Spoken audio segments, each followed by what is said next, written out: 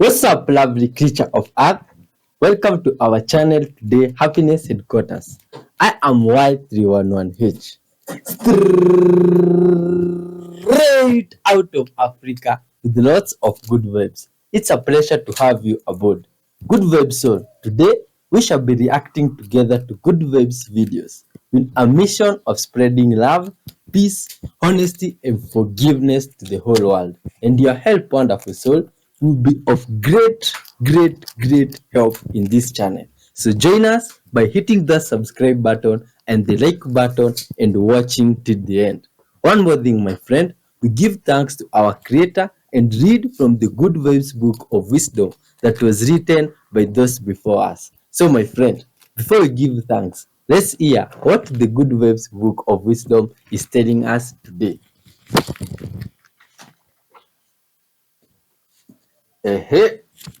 And the verse for today, wonderful souls, is from Psalms 44, 1 and 2. This is what it says. We have heard with our ears, O God.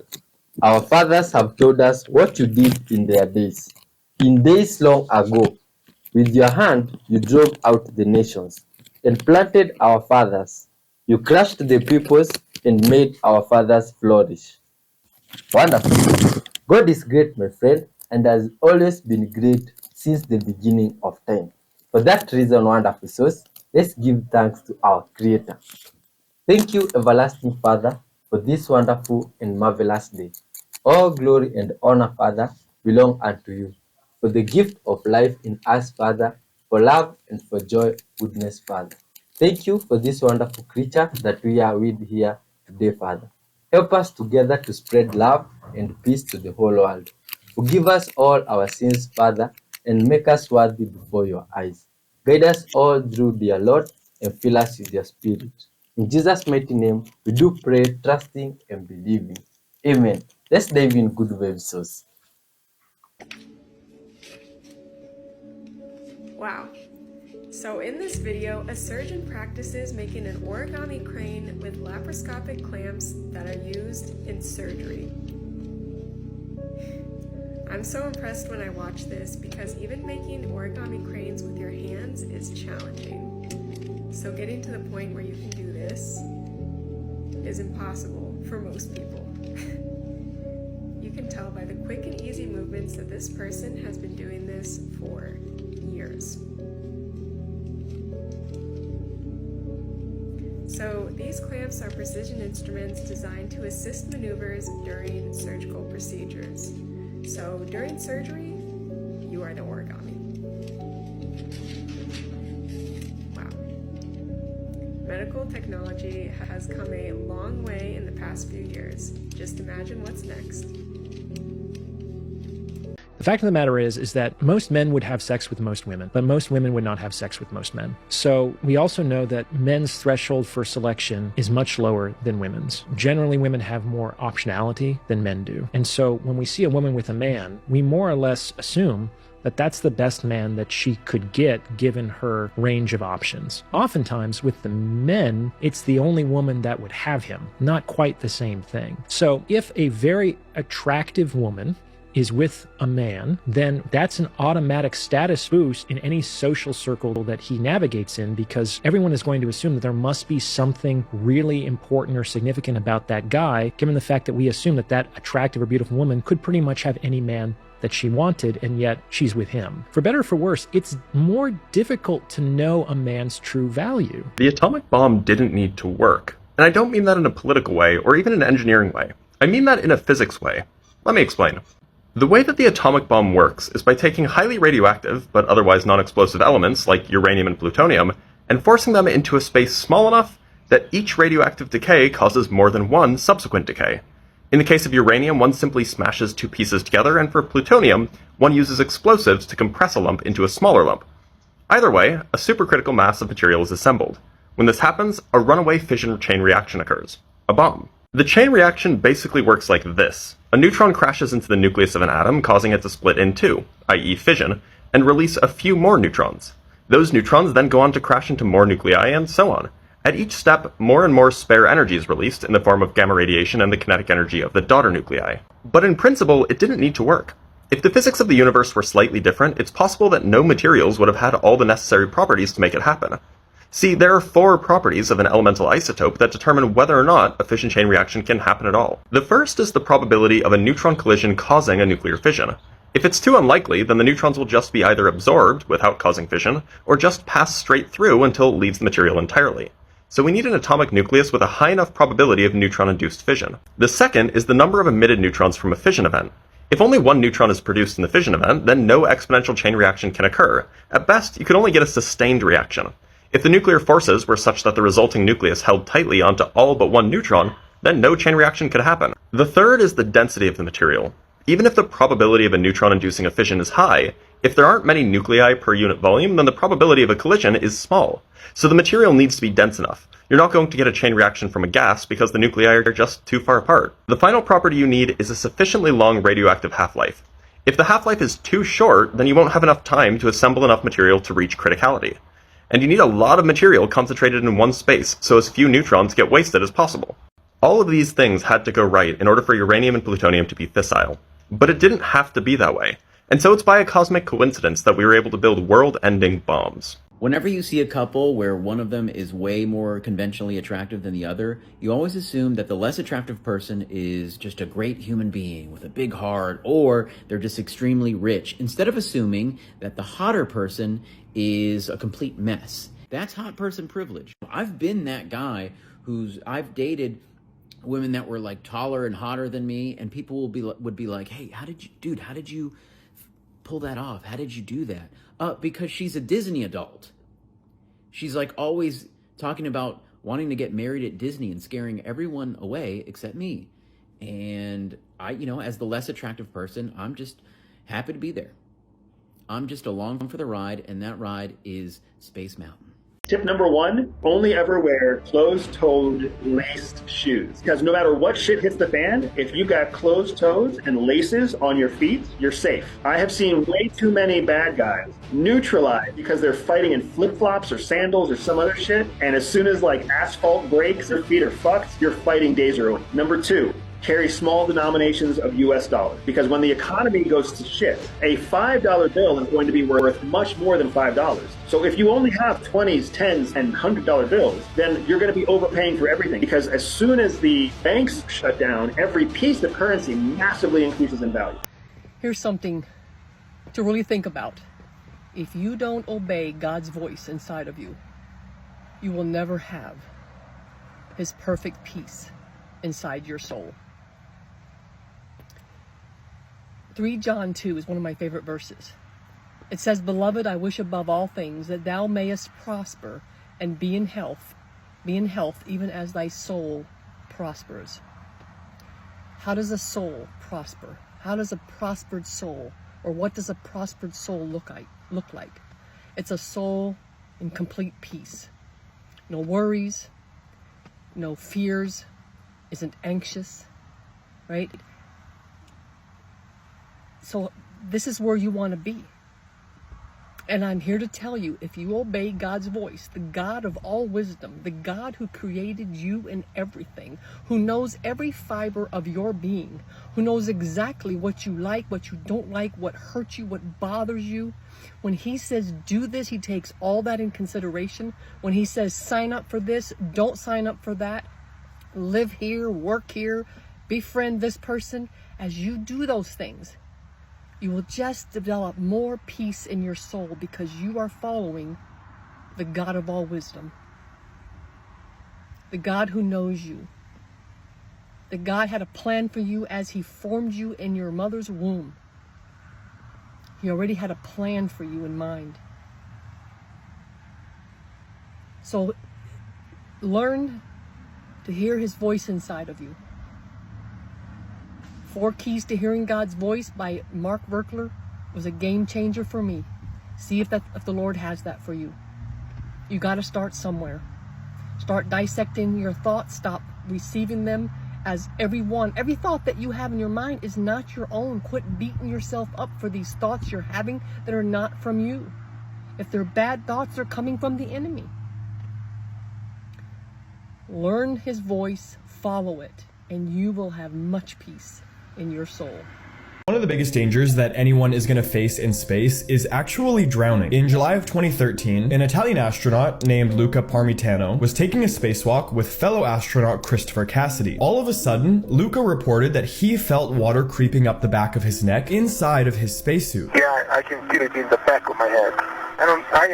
I don't understand where it's coming from. At the time, he didn't know what was happening, but very rapidly, the water started rising inside of his helmet. There was nothing he could do, as the water started covering his mouth, nose, and eyes. Completely blind, unable to breathe, 420 kilometers above the surface of Earth. What had happened was the cooling tank of his suit had ruptured, and the water inside of it had started pouring into his helmet. Without the ability to see, he couldn't tell which direction would take him back to safety, and once the water had covered his ears, he could no longer hear his radio. Somehow, he managed to remain calm, find his safety cable, and pull himself back to the airlock. What is that? Oh my god! Wow! Oh my god! What is this? Holy moly! Oh my god! What is that? What is that? I repeat, couple of UFOs. I repeat, couple of UFOs. UFOs coming down from the sky. Holy shit! Oh my god! I need to... Oh my god! Alito, let's see. Kita akan magtulak. Look. Oh my word! I cannot believe what I'm watching right now. The headrest in cars is detachable, but it serves another purpose as well.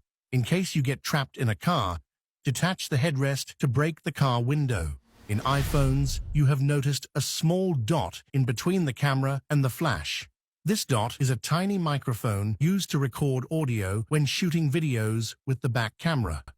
The blue side of an eraser has a rough texture and is made to remove marks on the surface of thick papers. If you use the blue side on a standard paper, it tears the paper away. The side arrow on your fuel gauge shows the side where the gas tank is without getting out of the car, if you learnt something like the video. This is the world according to Google Street View circa 2024. So this year, because last year it would have looked a bit different.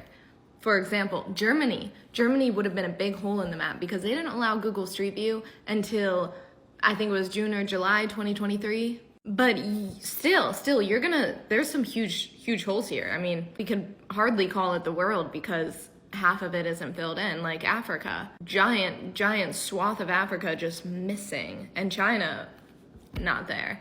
There aren't a lot of roads in a lot of these parts of the world. Iceland, you can clearly see it's just one line outlining Iceland because, you know, that's the ring road, the one road. It now makes a lot more sense to me how professional geoguessers are able to like narrow it down to a street corner or a region, because in places like Africa or Russia, because, you know, you see something that looks like it's in remote Russia and you're like, oh, it's gotta be Yakutia because that's where that Google Street View road is. Or it's something that's clearly West Africa and you're like, oh, it's gotta be this place in Senegal because you know that's been street viewed. And then you have all of Europe mapped out. It's so dense, like what isn't mapped in Europe? But you look a little closer, upon observation, you're like, Bosnia and Herzegovina. They really got shafted, coastline and Google Street View. And then there's Belarus. But starting sometime this year, Bosnia, Paraguay, Namibia, Liechtenstein, they're all gonna have Google Street View this year. It's rolling out. So if you see the cameras in the streets, check the maps, they'll be updated soon, if not now. Also, a lot of these maps, these Google Street Views, are pretty dated. You can see here, this is a Google Street View version, this is it now. They haven't been updated in like 10 years, so you can't always trust these images. last week I did 101 guys. Now this was just the warm-up because in February I'm going to be the first person ever to reach 4 digits of guys all in one day. Yes, 1,000 guys. Now this is going to be a ticketed event, so make sure you follow for more details. That young lady's name is Lillian Phillips, and if you go to her page, she has uploaded multiple videos of how she slept with 100 men in 24 hours. And all of this was video recorded, and for her it is a record. And in the video I just showed, she plans to do the same event next year, but this time get it up to 1,000 men in 24 hours. Let us talk about it, and we will talk about it because it is available for all of us to see and comment on the internet. She did it, she uploaded it herself. Okay, so I'm not going to talk about the usual that people talk, your body count is high. No, I'm going to talk about the spiritual side. She is a little walking kingdom of demonic spirits.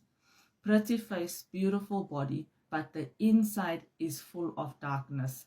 This is somebody that we would call having not a Jezebel spirit, but a Lilith spirit, where she is literally, her body is just a vessel that is being used to spread demons and to receive demons. Okay, so those 100 men that she slept with in one day, in 24 hours, of those men, there were some of them that were probably pedophiles. There were some of them that probably had suicide spirits. There were some of them that had addictions, alcohol addictions, pornography addictions. There were some of them that probably had been sodomized and molested and abused. And in her doing that, she collected all of those demonic spirits.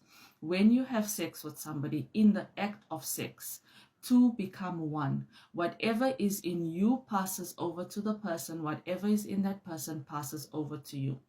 So, why does Satan use sex? Because it is a very easy and powerful thing to transfer his demonic powers. This young lady is going to meet a man when she gets older, and that poor man is going to receive all of these demonic strongholds that she has made over her lifetime. As a mother of a teenager, it saddens my heart to see that somebody can disrespect and have such low self-esteem to give their body to 101 men in a day, thinking that this is an achievement that is worthy to be celebrated. She is finished spiritually. She is. She has opened herself up. And this is what is being done by young ladies, believing that we can just have fun hookups. There is nothing fun about a hookup. You are opening yourself up spiritually to demonic powers. And this is why anxiety is so high in our day and age. Fear, depression, mental illness, prescription medication is so high. And even though people are having multiple sex partners, loneliness is at its all-time high. People are doing this, but there is no satisfaction. There is no gratification. Literally, their bodies are being used as vessels to spread demons. I'm saddened to see this. 101 men in a day is not an achievement. It is a degrade. It is a downgrade. It is absolutely filthy. And this is what the Bible means when it talks about in these last days, demonic activity will ramp up. It will ramp up. And these beautiful young ladies are willingly using their bodies. Good luck to the man that decides or that tries to marry her in future. Good luck to her parents, because I'm sure if they see this, embarrassment and shame will be all that they can think about. It is not my body, my choice. That doesn't exist. But you have to respect yourself. Any self-respecting, confident woman will never allow her body to be used like a toy by 100 different unknown people. This is lower than prostitution. And it breaks my heart that young ladies have this mindset. And then a few years later, when they are old and finished, regret, loneliness, thoughts to unalive themselves, mental health. Because can you imagine 100 men in one day? It is trauma to the body. We cannot pretend that sex doesn't have emotional consequences and soul ties, because it absolutely does. And people can pretend now and say, I'm doing this, and I want to do 1,000 men in one day. Even those men, they have just made sexual covenants with this woman and every other person she slept with. Every time I'm in deliverance with someone from the USA, the chances of a Jezebel spirit being present is high. The chances of a spirit of lust being present is high. And this is why the Lord calls the USA the whore of Babylon. Because sex is so easy and so rampant, and it is literally how demons spread. This breaks my heart. God bless.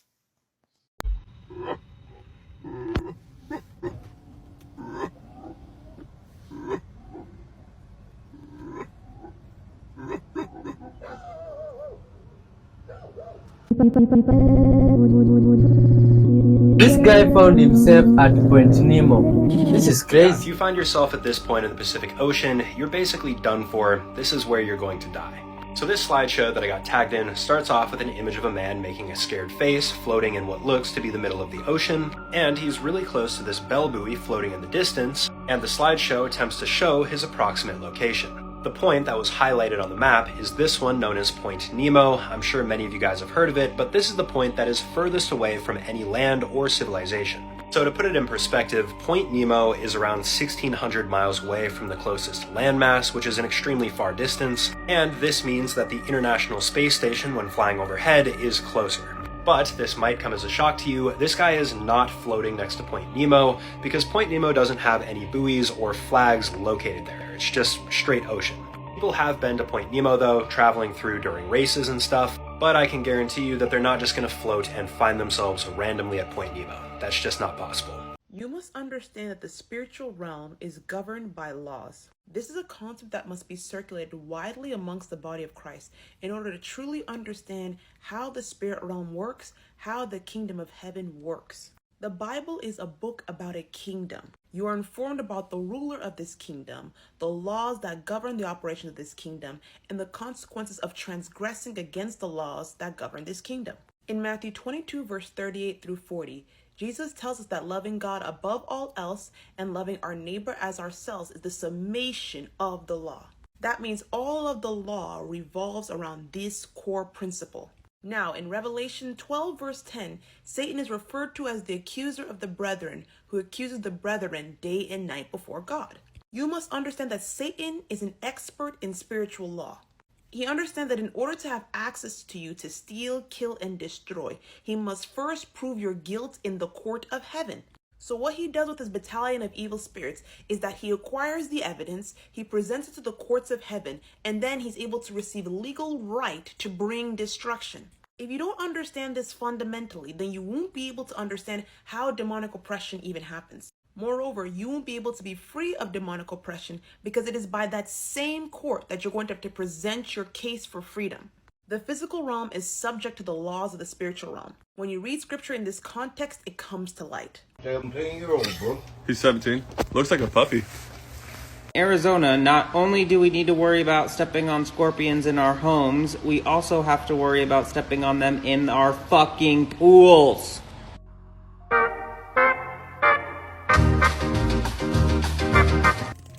Come on. I will take you to safety. What the hell is that?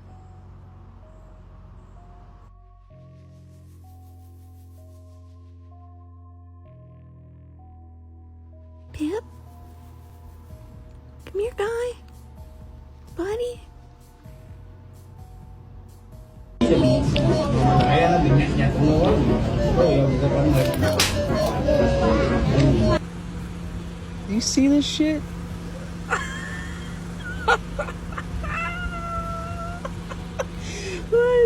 Hello there, buddy.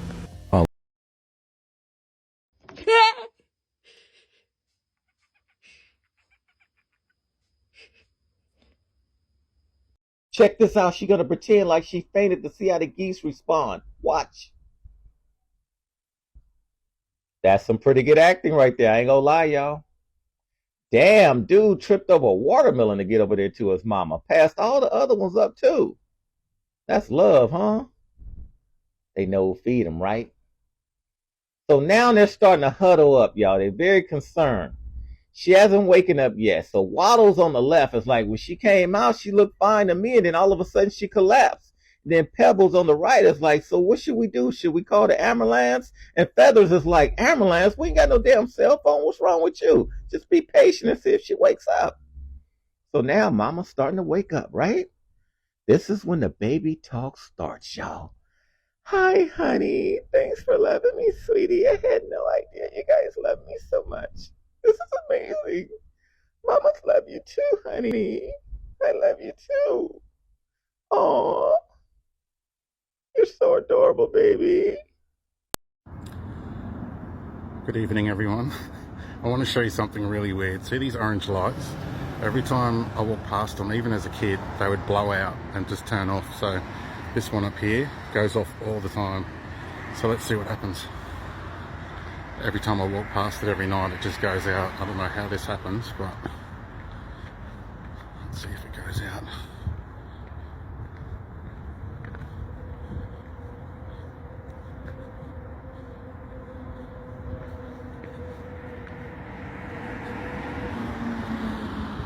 There, gone. That is weird. But every night, without a doubt, and then it'll come back on. But yeah, does this happen to anybody else? Did you know that there's a really interesting reason why many Americans don't own an electric tea kettle that's really popular in many parts of Europe? And owning a kettle in the United States is more or less seen as a luxury and not something that you have to have in the house. And those who do have one usually got it as a gift or they have some money to spare. In fact, most Americans don't really have an electric kettle, and if they do have a kettle, it's usually one that goes on the stove. And although many people believe that this difference is due to the voltage, since electric kettles operate between 220 to 240, and US electrical systems operate between 110 to 120, meaning that it's slower to cook on an electric kettle. However, I think that there's something that we're missing that's much more important. And this something is simply due to a difference in preference, and that preference is simply tea. And tea is really important in many parts of Europe, especially the UK. And hot tea in the United States simply isn't as popular. Instead, many people have coffee makers instead that cost way more than an electric kettle. And kettles in general is simply something that we don't use very often, especially in the States where coffee dominates. And when Americans do drink tea, it's something like Lipton that you buy from the supermarket. Therefore, it doesn't really make sense for many Americans to own a kettle at all, or even a stove kettle. And if you do own a kettle in the United States, you are simply the exception. Wow, whose face is that? My God. Who is this person there on the rocks? Good people of Earth. Scientists You know are this seeking guy. to discover why water placed in two glasses and subjected to a high voltage charge will climb the sides of the glasses to meet. It doesn't do it at some random part of the glasses, but at exactly the spot where the water from the two glasses will meet. If one moves the glasses away from each other, the water creates a hanging bridge that can be up to 2 centimeters long. So far, even the world's greatest scientists have been unable to explain the phenomenon. So far, there is not even a theory about the sensational behavior of the water. We're continuing to work on it. It's what makes this all so interesting. We would expect electrolysis, but under no circumstances would we expect a stable bridge that acts the way we see it acting here. That's what makes this all so fascinating. A half hour later, the bridge fatigues and collapses. Through the use of a red and a blue color filter, the movement of the bridge becomes more visible. It is the apparent flickering that amazes the scientists. From a physical point of view, it should not be taking place in this form because water cannot be compressed, speed or flow velocity. It requires a special measurement technology, which we're using here on the water bridge. one can see that blue is trying to get to the red side and red to the blue side. The next step in examining the phenomenon more closely is the use of a thermal imaging camera. With its help, we can see more clearly the mysterious processes taking place within the bridge. It is not difficult to see that all hell's let loose here. The problem with such measurements is always that every measurement poses new questions instead of providing new answers. That means that we are constantly observing dynamic effects, and they raise questions that we cannot answer. So we have to consider new measurement processes that would allow us to find out, for example, where the structures that we observe in this water bridge come from.